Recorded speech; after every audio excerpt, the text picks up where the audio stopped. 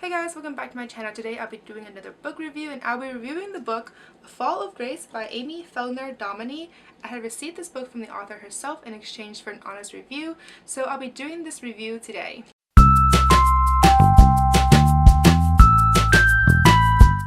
So as always, I'll be starting off with the non-spoiler / summary of this book. So the book is essentially told in alternating timelines. There are flashbacks from when Grace's mother's investment funds is a scam, the news when that first came out, as well as how she reacted to it, and then it goes to the present day when she's just on the hunt for the truth. So back in May, when everything was first revealed, Grace is actually in a state of excitement because her junior year so far was going off really well, and she was actually in the process of selecting a photo for the National Photography Contest with the help of her best friend, and then that's when the news of this possible scam struck. And obviously when this news was first revealed, Grace was trying to call her mother, trying to get confirmation, and then finally she found out that her mother had actually fainted and then suffered stroke-like symptoms when the FBI first confronted her, and then for the rest of the book she was actually in a coma and therefore was unable to confirm or deny any of these allegations. So then at some point the FBI as well as everyone else was wondering if Grace was also in this scam because she clearly benefited from the money. I mean, she was buying $1,000 cameras, shoes, dresses, etc. And of course at this point in time Grace was essentially shunned from everyone, including her peers and her best friends, and she was also in a state of denial and refused to believe that her mother had anything to do with this and that possibly it was someone else in the firm who had done this. At which point she then starts to go on this hunt to find evidence to prove otherwise, as well as the $45 million that are unaccounted for. And now in the present day, Grace is actually running off to Colorado, which is a place where her mother used to go to and fell in love with, to try to see if there were some answers hidden there. And at the same time, Sam Rivers is essentially following her and refuses to leave despite Grace's continuous admission and statements that she's not going to Colorado to actually find the money. And as the book continues, Grace is essentially forced to go on this journey of betrayal, anger, guilt, and ultimately forgiveness. So that's essentially the summary of this book. In terms of what I initially thought after reading this, I actually really enjoyed this book. I've actually read another one of Amy's previous novels in the past, and this one by far was a lot better. I thought that the characters were well developed and well written, and I was actually able to understand and sympathize with the anger and betrayal that Grace felt. I was also really able to understand Grace's friends and then their feelings of betrayal because they essentially invested in the family fund because of Grace, because they were friends of Grace, they trusted Grace, and then it turns out that everything was a scam. There are also a lot of important values that I really liked reading about in this book, specifically on family and forgiveness. I also really enjoy the journey that Grace took to Colorado because I feel like it really helped develop her character as well as reveal what her mental state was like after this huge scandal. So overall, I definitely recommend this book if you're looking for a poignant and heart-mending novel. The book is also a very short read. I finished the book within a day, like less than a day I feel like. So if you're looking for like a shorter read, then this one is definitely for you. So anyways, if this book sounds interesting to you, then definitely go check it out and then continue on with me to the spoiler section. And if you've read it already, then continue on with me to the spoiler section.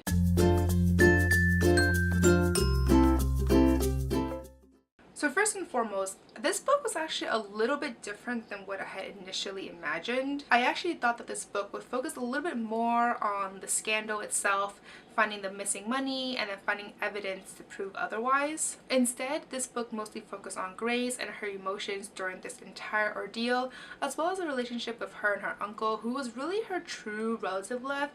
I mean, technically, if you want to be technical, she had like her uncle had a wife who was her aunt and they had kids, but she wasn't close with any of them, so her uncle was really the one that she dealt with through this whole thing, since her uncle was her mother's brother. And then the book also really focused on Grace's relationship with Sam. As for Sam's role in this book, I initially thought that he would just secretly follow her throughout most of the book, and then at the end there would be this major climax because they met up or something like that, or they confronted each other, but that wasn't really how it was in this book at all. Instead, Sam basically confessed or revealed himself to her relatively early on when she was still, like really early on when she was still on the way to Colorado on the bus. And then I actually ended up liking this way a lot more because their relationship actually progressed a lot from that point on. I also really liked the relationship between them because it didn't feel forced and it definitely felt more realistic. And at the end of the day, I really like how they end up relying on each other for survival despite their initial wariness of each other. In terms of the characters, I really like Grace and Sam actually. For Grace, I think the best part, for me at least, were her emotions. I found them very genuine and very realistic, and I was actually able to relate well with her. I mean, not in the same way, obviously, but betrayal and guilt are very common emotions, so it was actually very easy for me to sympathize and understand what she was going through. As for Sam, I actually thought he was a bit pushy at times and a bit obstinate in his beliefs because he was firmly believing that Grace had something to do with the scam and had full knowledge that her mother had this investment fund scam going on, despite the fact that he had zero evidence and despite the fact that Grace kept telling him no. But at the same time though, I can completely understand where he's coming from because he and his mother, well his mother really, invested $35,000, which is their entire savings, so thinking any other way would devastate them even more. So basically at the end of the day, I find him very relatable and I understand where he's coming from. I also really liked his ability to just remain hopeful despite everything. And then finally for the ending, when the truth was revealed, and the truth I'm doing quotation marks because it was never really 100% revealed, especially since Grace's mother actually passed away because she suffered a second stroke, so therefore she was basically unable to confirm or deny anything. And then Grace had previously found the escape plan for just one person, so I was actually really hoping that when they go on the mountains they will find, like, she and Sam will perhaps find something to prove otherwise, saying like, oh Grace, you know, here's your escape plan, etc. But that wasn't really confirmed either, and so at the end it was just kind of like, it's really much how we, or like how the reader will perceive the ending to be, and then we have our own ending essentially. So that ending was kind of just in the air really. So at the end of the day, the ending was not very clear, but I actually kind of like this ending because I think if it wrapped up too nicely it would have been very unrealistic, but the way how the author did wrap this up made it seem much more realistic and it made a lot more sense. So overall, at the end of the day, I actually really enjoyed this book and definitely recommend it. And like I already stated, there were a few things that I had initially thought were different, but honestly, at the end of the day, they're very minor details and definitely did not, you know, make my experience with this book any less than it is.